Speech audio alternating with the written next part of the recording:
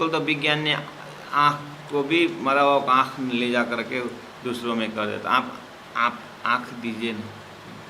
तो अभी हम ये सब आँख कान नाक सब कहीं कहीं काम आता है देने के लिए, हम तैयार हैं। हाँ, लिख के तो देते, जब मैं मर जाऊँगा तब ले जाना, लिख के तो देते हैं, लेकिन अभी तैयार हैं? कौन मरना चाहता है? कौन दुख रहना चाहता है? मुख से तो बोल दिया कि हमें तो कुछ नहीं, बस यही जगह। जीव इस शरीर को बहुत प्रिय मानता है, मारना कोई नहीं चाहता। एक चींटी भी थोड़ा बड़ा आवाज़ करो तो भाग जाती। कोई भी जिंदा प्राणी जो है कहीं न कहीं से अपने को बचना। इसका मतलब अंदर की भाषा से देखिए कि जीव पंचभौतिक शरीर को बहुत ही प्यार करता है, इतना मोह है वो छोड़ने नहीं। बस उसको बोलते हैं जाको गिनती में अपनी, जिसको मैं अपना मानता था। अप्राण जी बोलते हैं ओहो, जाको मैं अपना मानता था या मान के आया अभी तक, सोई देखे दुश्मन, अब मुझे वही दुश्मन जैसा लगने लगा।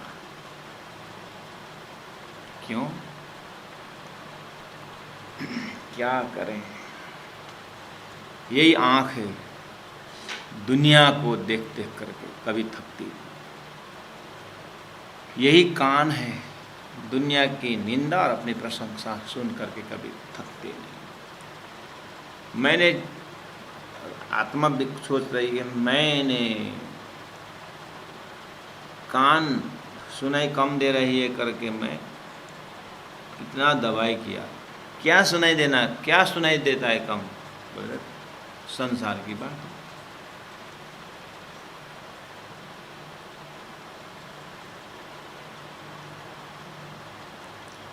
तो जाको गिनती मैं अपने, जिसको मैं अपना मानता था,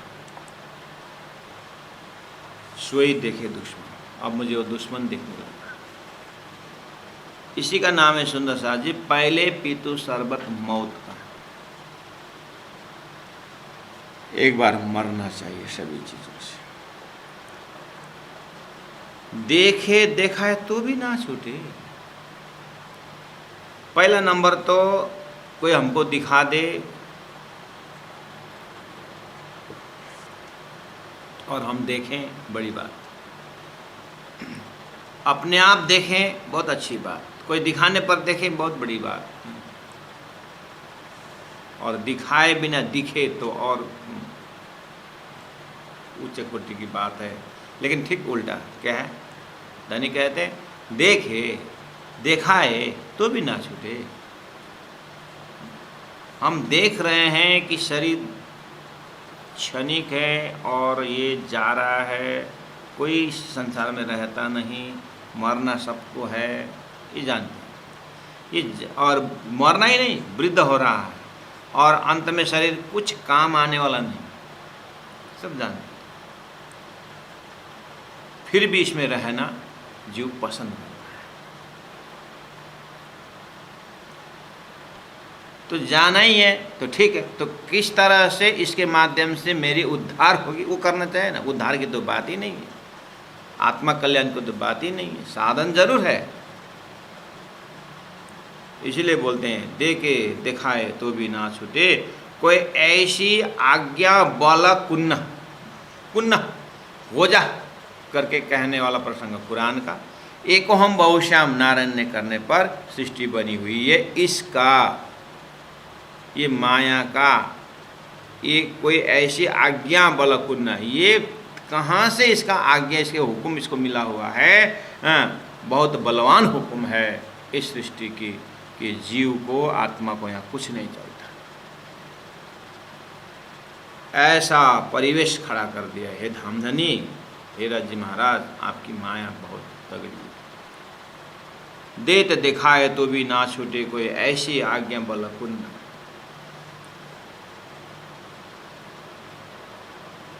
तो जाको गिनती में अपने, सोई देखे दुश्मन। अभी विचार करते हैं कि ये तो इस तरह से माया में लिप्त है।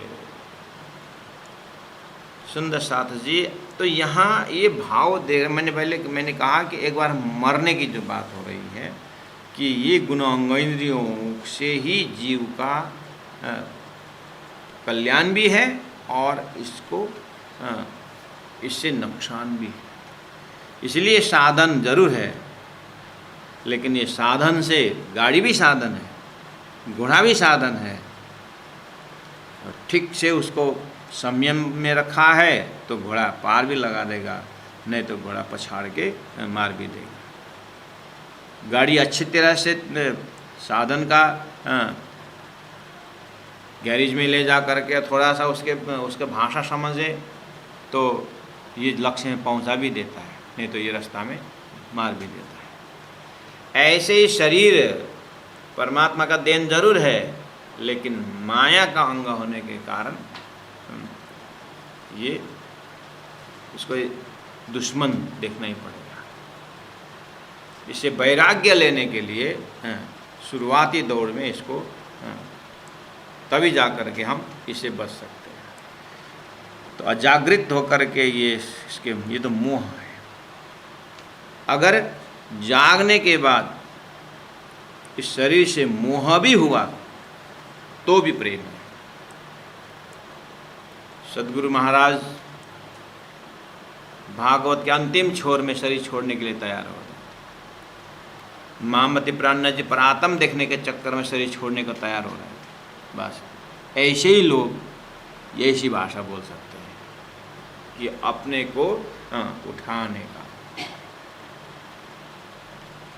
ये वो दर्जा से बोल रहे हैं। तो उस दर्जा से शरीर दुश्मन है। तो एक बार दुश्मन को छोड़ने का नतीजा, उसके बाद परमात्मा फिर वो दुश्मन नहीं, परम मित्र है, परम सौभाग्यशाली है, इस तरह से कन्वर्ट हो जाता है। फिर तो उसको जीव कंट्रोल नहीं करता है, वो तो फिर परमात्मा ही संचालन करते हैं, तब की दुनिया अलग होती है। लेकिन हमारी दर्जा से करनी तुम्हारी मैं तौली धनी, जैसे सत असत मेरा गुणांग इंद्रिय सब। असत का विस्तार चाहता है और आपका जो कार्य सत का विस्तार है, इसीलिए हम इतना फर्क है धनी। रोम रोम सूली चढ़ूँ। अब ऐसा लगता है कि एक एक रोम रोम में ये जो अपने अवगुण को जाए ना, सूली चढ़ूँ मतलब जो लोहा का जो तिनका वाला है पॉइंटेड, उसको पूरा लाल लाल अग्नि में जला करके स्वयं स्वयं स्वयं एक एक रोम में उसको तपाऊं। सब अंग निकसे फूट, एक एक अंग को फूट के बाहर निकालूं। ऐसी करूं जो आप से, अपने आप से मुझे ऐसा कर। ऐसा मत सोचना कि इट अटेम्प्ट टू मर्डर। प्राण जी को कोर्ट में उपस्थित मत करना। यही उपाय है जीव को अपने अवगुण से दूर होने का, परमात्मा के पास शुद्ध पवित्र होने का। यही भावना से, ये भावना की बात है। कितनी गहराई से अपनी गलती को कहाँ तक हृदय में टच हो रहा है। ऐसे करूं जो आप से, बोलते हैं तो भी अवगुण एक न छूट। रोम रोम ऐसे करने पर भी कम से कम एक गलती जो हमने की है उसको बराबर होगा? नहीं होगा। तो फिर करोड़ों को कैसे बराबर होगा? इसीलिए तो बोलूँ, आखिर क्या, अब धनी के हुक्म। राज्य अगर कुछ करे, धनी के मेहर से ही संभव है। अब मेरे अपने प्रयास से कुछ होने वाला नहीं, क्योंकि ये अवगुण ऐसा है कि जागृत का अवगुण है, ये स्वप्न का नहीं है। जागृत में दिया हुआ जो वचन को पालन नहीं हुआ है, इसलिए ये वज्रलेप गुना कभी छूट नहीं होगा। 14 में कहा, ये नाही अवगुण और रजू। धनी ने स्पष्ट कह दिया प्राण जी ने। ऐसा मत सोचना कि इस तरह से तो मीराबाई ने भी अपना अवगुण को गाई है, चैतन्य महाप्रभु ने गाई। प्रत्येक जो है भक्ति परंपरा के संतों ने अपने अवगुण के विषय में चर्चा की, उसी प्राण जी ने भी की है। ऐसा आप समझते होंगे, ऐसे ना ही अवगुण और रजू। क्योंकि उन लोगों का अवगुण उन्होंने जो किए हैं अपने ईश्वर से किए है, जो सृष्टि के अंदर है, वो जीव का है, स्वप्न का अंदर है, वो झूठा है, ईश्वर भी झूठा है, स्वयं भी झूठे। उन्होंने क्या अवगुण की? उनका अवगुण तो महाप्रलय में साफ हो जाता है। मेरा अवगुण मूल मिलाव तक जाता है, इसलिए नहीं अवगुण और रजू, मेरा तो अखंड अवगुण है। अवगुण शब्द से भी, गुनेगार शब्द से भी प्राण जी मूल मिलाव में पहुंच रहे हैं।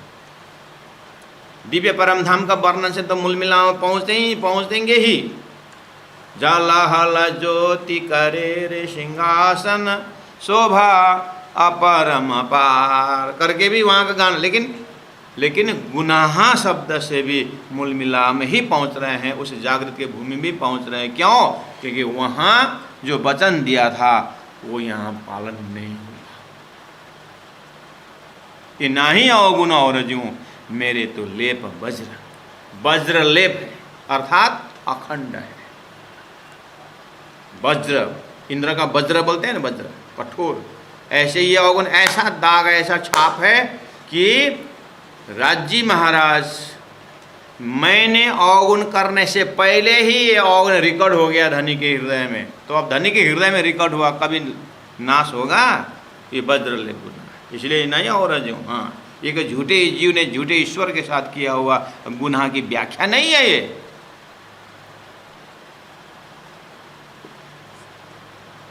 इसलिए जिस भाव और जिस लक्ष्य से, जिस जागृत की गहराई से जो मैं बोल रहा हूँ, प्राणनाथ जी बोल रहे हैं, ये विदा ये प्रकार तो सोई जान सी वही जानती है जिनकी अंतर खुली नजर। तारतम ज्ञान द्वारा कार्य कारण महाकारण का ज्ञान जिसके अंदर हरदम हृदय में बैठा हो, और वही इस बात को समझती है कि मैं कैसे समझाऊं। प्राणनाथ जी बोलते हैं, मेरी बात को, मेरी भावना को वही समझती है जो इस दुनिया में जगी हुई है, जिनकी अंतर खुली है, अर्थात जिनको तारतम द्वारा जो लक्ष्य की बात है। ए लेप वज्र की मैं क्या कहूँ, ए अवगुण शब्दातीत। वज्रलेप गुनाह करने बोलने के बाद भी प्राणनाथ जी को संतोष नहीं हो रहा है कि मैं मेरी गलती को शब्द पहुंचा के भांति पहुंचा करके व्याख्या कर रहे हैं।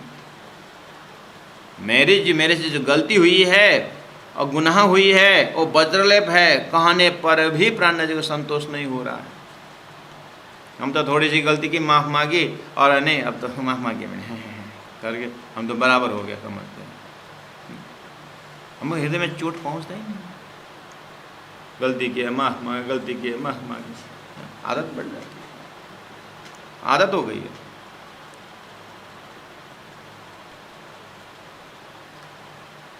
यहाँ माफ़ मांगने तो सवाल ही नहीं है।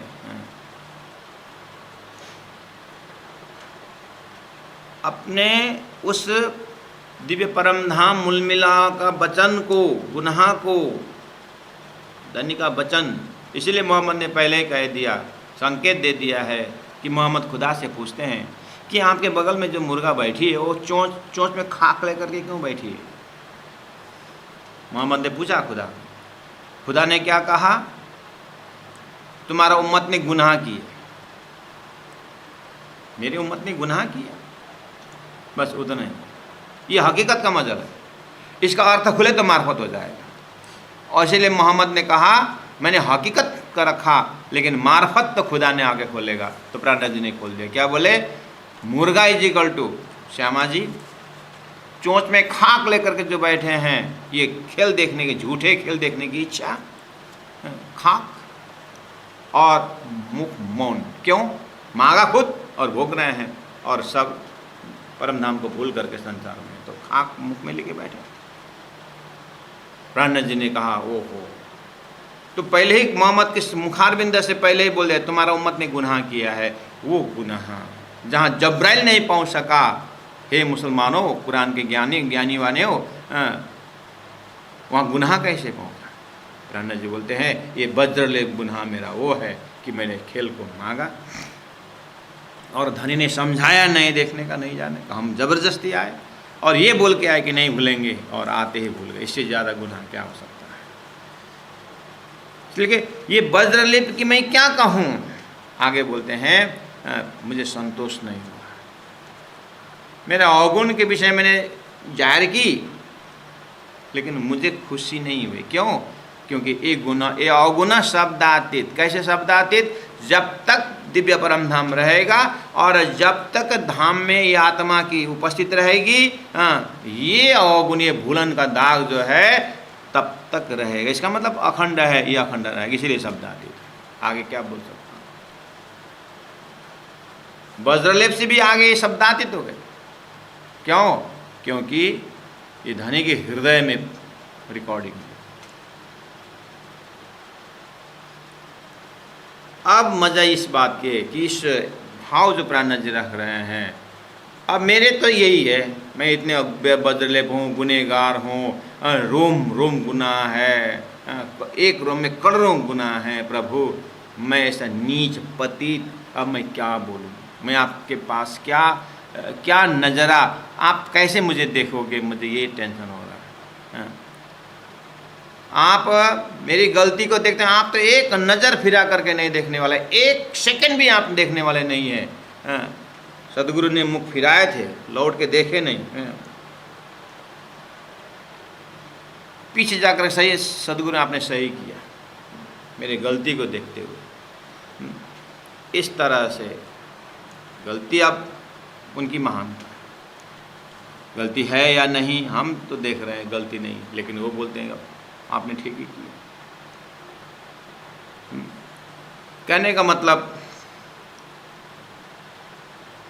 धनी के पास, राज्य के पास एकांत बैठक में जो हम शब्द जो बात करें, ये लेप वज्र के मैं क्या कहूँ, ये अवगुण शब्दातीत। आगे बोले ऐसी गुनहगार को धनी आप दे करी आपसी। लेकिन राजी महाराज ने अपने आप मेरे हृदय में बैठ कर के, स्वयं वे प्राणनाथ थे, लेकिन वो प्राणनाथ का टाइटल मेरे ऊपर दे करके, स्वयं इमाम बन करके और मुझे इमाम मेहदी का टाइटल दे करके, धनी आप दे करी आपसी, यही पिया की रीत। बोलो श्री प्राणनाथ प्यारे की। तो पिया की रीत कैसे लगा? उन्होंने पिया का रीत को, परमात्मा का प्रेम को, परमात्मा के मेहर को, उनकी जो उनकी याद, राज्य के हृदय में मेरा कैसे कितना प्रेम करते हैं मेरे से करके, उनके प्रेम को तो सागर अथाह है उनका प्रेम को, अब कहाँ तक व्याख्या करो। इससे मेरा अवगुण इतना अवगुण है, फिर भी धनी ने जो है अपने आप मुझे उनके ही जैसे बनाए, तो उसका मूल्यांकन करो। धनी के हृदय में प्रेम कितना है, धनी के अंदर स्नेह कितनी है। सुंदर साथ जी इस तरह से अपने हृदय में राज्य का प्रेम का भंडार जब जाता है ना, हमारा हृदय इतना कोमल और विशाल हो जाता है, और हरदम इस चीज़ को याद रहने से आप संसार में व्यवहारिक लौकिक में आप उतरेंगे। लौकिक इससे पारलौकिक का खुशबू जब लेकर के हम संसार में रहेंगे, लौकिक में भी हम महान बन जाएंगे। क्यों? हमें भी किसी के ऊपर दया करने की, किसी की गलती के ऊपर क्षमा देने के, हम क्षमाशील बन जाते हैं। हमें क्षमा देने का मतलब ये कोई एक्टिंग नहीं रहता है, ये एक्टिंग करके ऐसे ही सुनी सुनाई में मैंने क्षमा कर दी, ऐसा नहीं होगा। सही अर्थ में वो हृदय से क्षमा का स्वरूप बन जाता है। क्योंकि धनी ने मेरे ऐसी गलती में, धनी ने इतने अपने आप को लुटाया है, अपने आप को मेरे में समर्पित कर दिए हैं, इतना धनी महान के अंगना मैं छोटी छोटी बातों में किसी को तंग करूं, किसी को दुख दूं, ये नहीं होता है। तो संसार में हम क्षमाशील बन जाते, कृपाशील बन जाते हैं, अपना दिल बड़ा हो जाता है, तो स्वतः संसार के जो जीव का दिल है उसे तो बड़ा ही हो जाएगा ना। फायदा हुआ कि नहीं? धनी आप दे करी आपस यही पिया की रीत, हमें ये सीखनी चाहिए। और सही अर्थ में 14 लोक में ऐसे महान पुरुष हुए हैं। प्राणनाथ जी बोलते हैं मैं सबके सम्मान करता हूँ, सब ने किए हैं, सब ने परमात्मा की याद किए, भूलन को स्वीकार भी किए हैं, लेकिन क्या करूं। तीन सृष्टि की जो व्याख्या है ये ब्रह्म आत्मा का दर्जा का थोड़ी सी भी हो तो भी वास्तविकता है।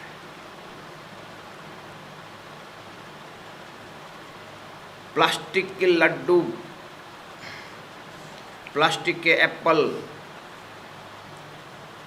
किसी किसी के घर में आप गए होंगे तो जैसे बैठे तो बोलेंगे घर के मालिक, अच्छा हाँ बैठे, मैं 5 मिनट में आता हूँ, मैं 2 मिनट में आता हूँ करके चले जाते हैं।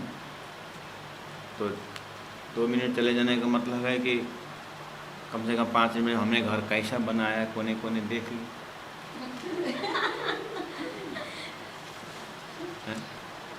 क्योंकि आमने सामने बात शुरू करो, इतना मेहनत करके घर बनाया है तो ऐसे ही जाएगा कि नहीं जाएगा।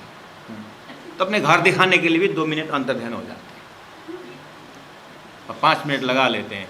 वो बैठने वाला बेचारा क्या करेगा, बैठे बैठे ऊपर देखेगा, नीचे देखेगा, अपने बैठा सोफा देखेगा। हाँ बढ़िया बन रहा है। तो बाद में आएगा, ठीक है ना आप कि ये कितने खर्च किए करके बोलेगा, उस हाँ देखा इसने देखा मेरा।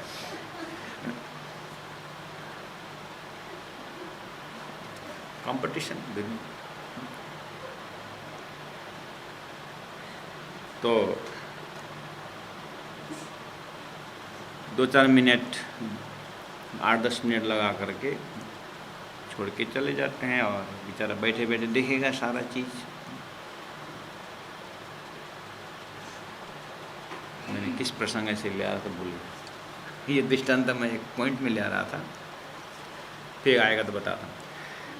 लेप, ये लेप वज्र के मैं क्या कहूँ, ये अवगुण शब्दातीत धनी आप दे कर आपसी, हाँ यही पिया की रीत।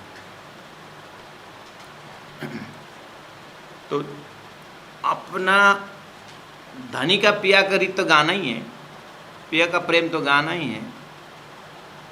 याद है, अब शब्द नहीं पहुंचता है तो उधर का मामला छोड़ करके अपने तो अवगुण है। हाँ मैं ये बोल रहा था, घर में जब सजावट जो देखते हैं तो बहुत बढ़िया सजावट है और कोने में डिजाइनदार, जैसे कोने का डिजाइन है वैसे ही फॉर्मेट फर्मा बना करके वहाँ पर 8-10 एप्पल होता है और 1-2 दर्जन केला होते हैं, हाँ, और बढ़िया से बना के रखा हुआ है। वो प्लास्टिक का, वो प्लास्टिक का है।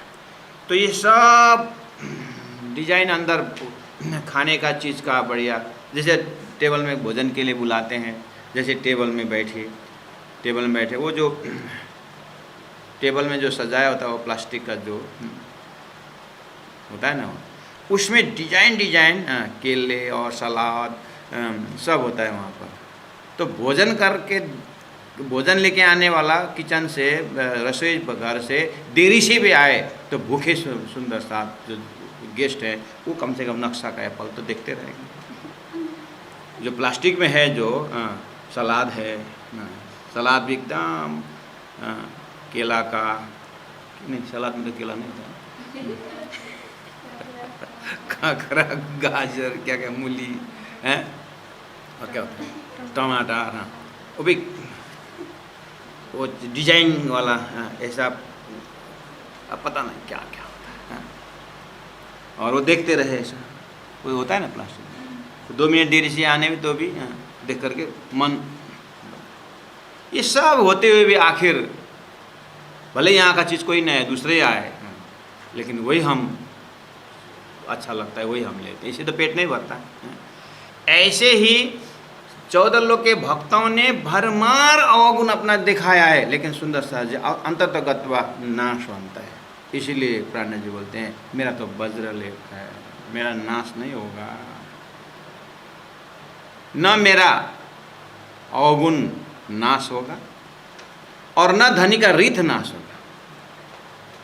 उनको तो भक्तों को कृपा की वो भी महाप्रलय में नाश, भक्तों ने जो अपनी बात रखी वो भी महाप्रलय में नाश, उनका तो अस्तित्व है ही नहीं, मेरा तो अस्तित्व वहाँ है। इसीलिए सुंदर सा तारतम वाणी में जो भी प्रसंग थोड़ा सा भी समझ में आए ना वो परम धाम पहुँच जाता है। और शास्त्रों का 14 लोग का जितने भी इतना भंडार 100-200 शब्द याद करो, लेकिन वो लक्ष्य में नहीं पहुंचता। इसलिए तारतम्य वाणी जागृत की वाणी, ये स्वप्न की वाणी नहीं है, ये लक्ष्यवान है। इसलिए तारतम्य वाणी द्वारा प्रार्थना अगर 5 मिनट भी किए तो सतयुग का हजारों लाखों वर्ष का बराबर हो जाता है। कलयुग का यही तो फायदा है। और इतनी समय चुकने से, फिर तारतम्य का इतनी से 1 सेकंड चुकने से 84 लाख चक्कर लगाना पड़ता है, वो भी है। इसीलिए धनी आप दे करी आपसी, यही पिया की रीत। धनी के गुण की मैं क्या कहूँ, इनाव गुण पर ते गुण, महमत कहे न दुल्हे पर, मैं वारी वारी दुल्हन। अंतिम चौपाई, धनी के गुण की मैं क्या कहूँ। मेरा लक्ष्य धनी का गुणगान करने के ज़्यादा, लेकिन अथाह सागर में मैं कहाँ धनी का गुण को गाऊं, यही तो है, यही तो हमारा काम है, गुरु का गुणगान गाना, धनी का गुणगान गाना, और क्या। परमधाम जाने का रास्ता ही क्या है, यही तो है। गुना धनी को याद कर, पकड़ पीऊ के पाए, सूखे बेशी सुखपाल में देशी वतन पहुंचा है। परम धाम पहुंचने वाला सुखपाल क्या है? परम धाम पहुंचने तो सुखपाल ही सुखपाल है, लेकिन पहुंचने का सुखपाल धनी का गुण को याद करना है। तो कहे धनी के गुण के मैं क्या हूं, इन अवगुण पर इतने गुण, मैंने इतना अवगुण किया फिर उनका इतना गुण, महामत कहे न दुल्हे पर मैं वारी वारी दुल्हन। इंद्रावती आत्मा साक्षात किस तरह से उनका हृदय देखिए, हृदय का दर्शन करें, इन शब्दों से उन स्वरूप को पकड़ें। कहाँ बैठ करके, कितना सरलतम मार्ग है, इसी का नाम है रहा मुस्तकिम। ये सरलतम मार्ग है। कैसा सरलतम मार्ग है? चले तो पहुँचे, बाकी मार्ग चले तो फंसे, पता नहीं चलता है शुरू में, बहुत सुंदर, लेकिन आगे जाकर बहुत बड़ा खड्डा, प्रलय का खड्डा है, लक्ष्य विहीन बनाता है, जीव इसी में घूमता रहता है। इसीलिए द्वे परार्ध अष्टविंशति कलयुग, एक कलयुग में आया ज्ञान है। धनी के गुण की मैं क्या कहूँ, धनी के गुण की मैं क्या कहूँ, इन अवगुना पर एते गुना, इन अवगुना पर एते गुना, महामत कहे न दुल्हे पर, महामत कहे न दुल्हे पर, मैं वारी वारी दुल्हीना, मैं वारी वारी दुल्हीना, मैं वारी वारी दुल्हीना, मैं वारी वारी दुल्हीना। बोलो श्री प्राणनाथ प्यारे की जय, सतगुरु महाराज की जय, तीनों पुरी धाम की जय, गुरु जी 108 मंगलदास जी महाराज की जय।